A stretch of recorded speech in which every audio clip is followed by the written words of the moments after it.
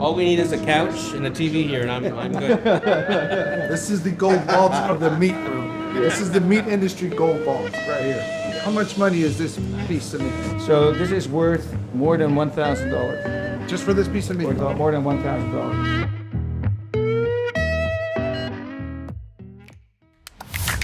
Where does the best beef in the world come from? Let's find out. My name is Rafael Hernandez. I'm a beef specialist. My mission is to travel all over the world and recognize those that are making a difference in the industry. My focus is on two things: animal healthcare and a better way of eating. From the ranches to the packing plants to the restaurants, I'll be working with the best people and seeing how they contribute to that melt in your mouth, perfectly marbled slice of beef. Join me in my international journey to bring people the best beef in the world. Life is beautiful. Taste it.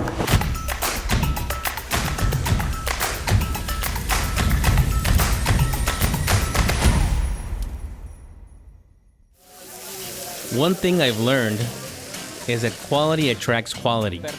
We're going all over the world to align the best distribution, culinary, and the meat-eating world. Me and the boys at Creekstone Farms are starting with one of my favorite continents, Europe. Our first stop, Amsterdam.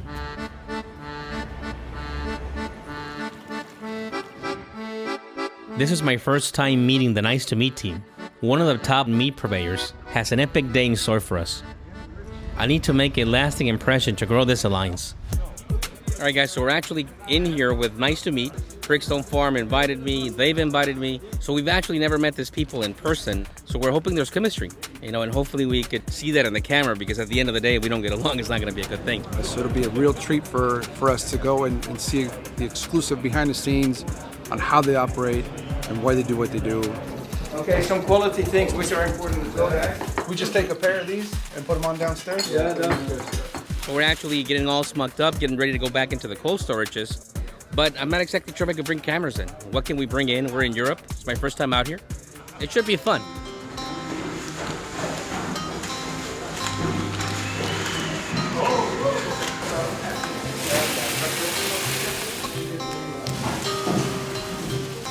Pretty astonishing, huh? Yeah. Very happy to let us into the facility. Walking into facilities for the meat is not easy. It's also his own room. It's the gold label room. Oh, this is his room? Yeah. Wow. Oh, yeah. Wow, look at this one. All we need is a couch and a TV here, and I'm good. The meat industry gold vault right here. Look at this. Wow. That's Japan M5 and ribeye. Miyazaki. Yeah, Miyazaki. Just so people know about how much money is this piece of meat? So this is worth more than $1,000. Just for this piece of meat? Or just How much? $1,000, more than $1,000. Just for So this. we have here 4 pieces of meat. This is $4,000. The Nice to Meet facility has it all. We even got to see their dry aging room. Hey, what are you doing? Just hanging out here. What are you doing here? Just hanging out to dry. That's not weird. That's not weird. Dang, look at all this. Smell that? Smell that nuttiness. So that's triple X beef. You need to blur that out. That's too sexy. You can't show that. Yeah, you can't say. It's crazy. Aged beef. What it means, how long do you keep it, how long does it take? Some cuts we do 2 weeks. Some cuts we do 6 weeks. I mean, it's crazy how many different types of high quality beef that they have here. That's the thing that's blowing my mind. And like you said, look at all these labels, just to try to track and identify every different type that they have here. Whatever the customer wants, they can supply. It's impressive. It's very impressive. Always show to the people, to the restaurateurs and the guests of the restaurant, because if they see the black meat, they sometimes are a bit offended. So what we do always, we cut the surface off, and then the people can see it's red meat inside. It's about a 2-week dry ager, but if you notice, look, not all animals are the same at the end of the day. So you'll notice a different discoloration between one and the other. It's just the natural pigment of the animal. So if you're a dry age fanatic, this is the way to go.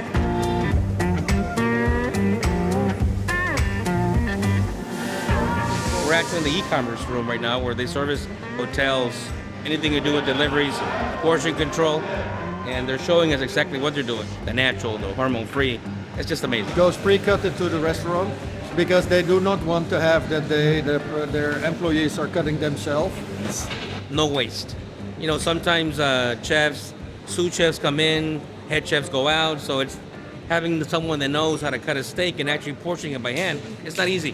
What better than just to bring it in, size it, control it, steak in, steak out, cook it, and you're done. Cut it the right way, exactly the chef wants it on the ship, and then we freeze it. So when these super yachts, do they like call you a month in advance or a week in advance, or do they put their? No, they call you this is, they tomorrow? call you. They don't know. They don't know no for an answer. Of course. You know? If they want it, you need to take care of them. you Right know? now. Right now. That's what we call the highway. I got you. So this thing is a Morel 130. What that is, it's just an automatic slicer. So you put in whole pieces of meat, in this case a whole tenderloin. You know, some folks still do the hand cut, but if you're trying to do volume, this is the way to go. You see how it's actually going for the portion control machine, slicing it up, heading into different sections, and then it comes straight to this machine. And they cryo back in here, so it becomes retail or food service.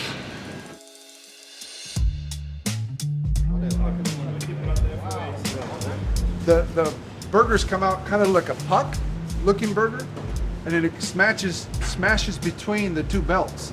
So it kind of looks like a puck here, but when it comes out, it gets its burger shape. It gives you a more natural homemade burger. It's very airy and fluffy, so when you go and cook it up, it gets a nice char.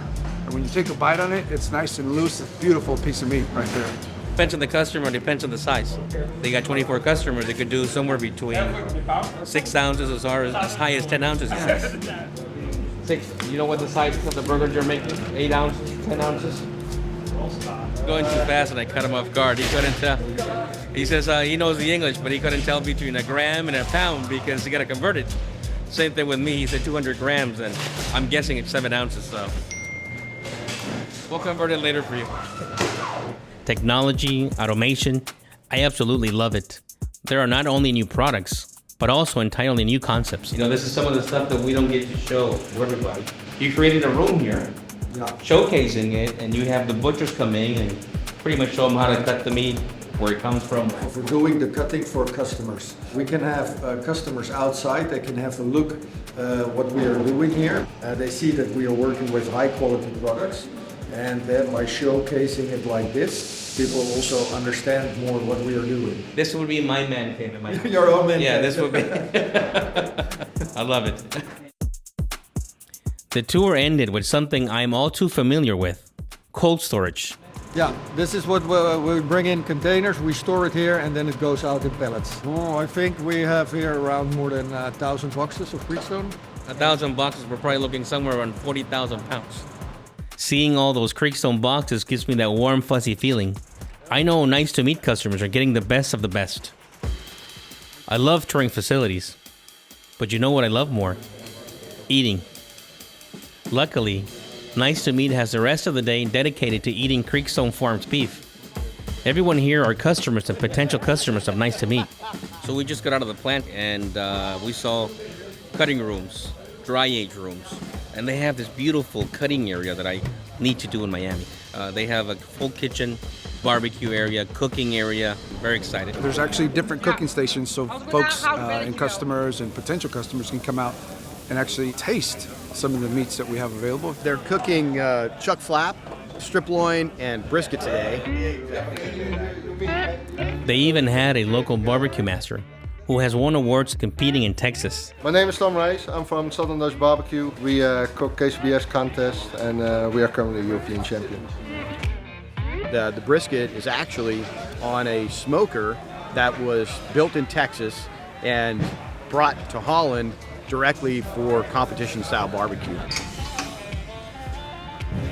Look at that. That's beautiful right there.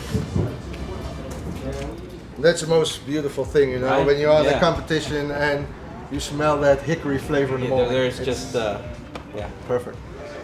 humping all the time. This a rocket? Yeah, or dive boat, you know.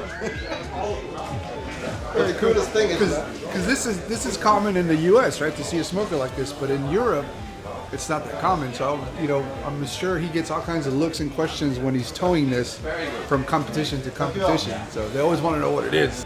So you don't get that kind of wood here? No. No? Actually, there are no hickory trees in Europe. They don't live here, you know? So you gotta import it. Yep. A quick tour about what we're doing today. We have the briskets on today. We are pretty much on plan. You see, we have them in several stages over here. They are still taking some smoke. And we just hope that everybody is going to have a great time. Pretty pristine, no scratches, pretty clean. I bet it even stays in the garage, locked up, nobody can see it. En dan zie je dit soort dingen heel veel. Ja. Look at that. Cut that into that. I want to see that juice coming out. Fat of the juices inside. It's just amazing. I'll let you know when. Hold on. Let's just say, having lived in Texas, it was a delicious slice of nostalgia. So soft. On the oil fire. So we render the fat. After that we cook it in our fat. So first fat get down, that's where the flavor is. You cooking the meat? Perfect. Okay. I like it. So what's your name? I'm Morris. Morris. I like this. What is this? Indirect. Yeah, this is called an oil fire. It gets really hot. You can choose which side you make it hotter. That's where you build a fire. I was actually intrigued because I don't see a lot in the U.S. Actually seeing it, have someone cooking with it. My way of cooking the steak, every steak temperature is the most important thing. So the meat has to be room temperature. To get the most Maillard effect is where the sugars caramelize. It's important that the base where you're cooking on is really hot. And the third most important thing is let it rest. Wow. This is heavy wood, so it's pretty solid. 50, lasts a long yeah. time. So you need a lighter wood and a heavier wood. Wow. So temperature is everything. Don't let it rest too long, otherwise it will cool off. But 5 minutes is more than enough. So we render the fat. After that, we cook it in their own fat. This is not a lean cut. It has a lot of intermuscular fat, so a lot of flavor. That actual fat is actually melting into the meat, so it's creating moisture. It's amazing. Usually we add a thick pail of salt into the steak, and that's the way we cook it into the grill. We let the fire do the work, but they're actually putting it in a flat surface, wood right next to it, and then they keep adding salt as we go. And the fat is melting right into the meat. Look at this.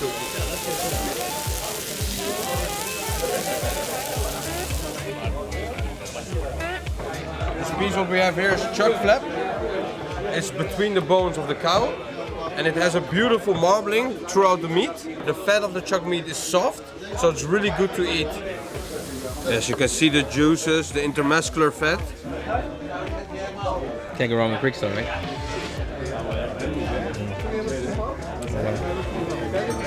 But we've got a chance to try a Casey strip. We've got a chance to try some flap meat. They're putting a little chimichurri with the flap, which is really, really good. Another thing that really stood out was the high-end beer being served. When you go to a star restaurant, you get the nicest wines, but never a beer.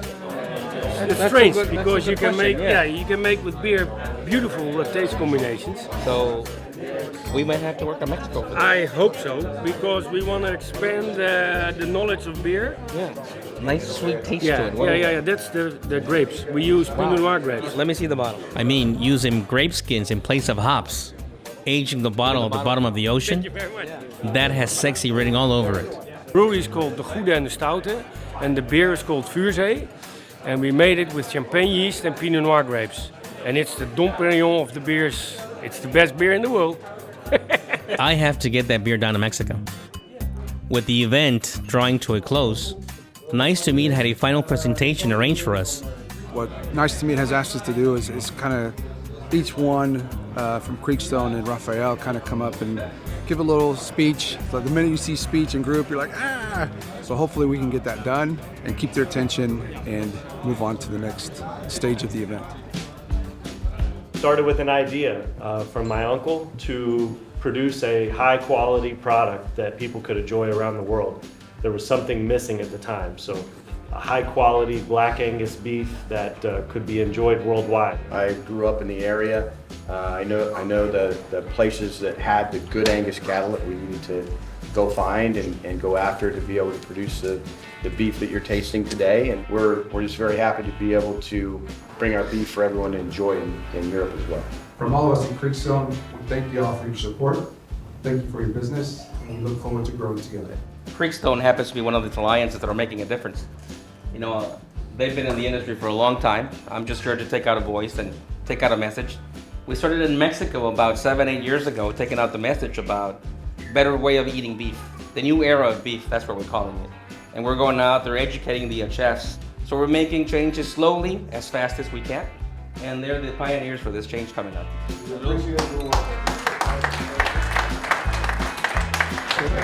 Mr. Meatmaster is also nice to meat certified. Oh, very nice, very nice. We have one for you too. I love it.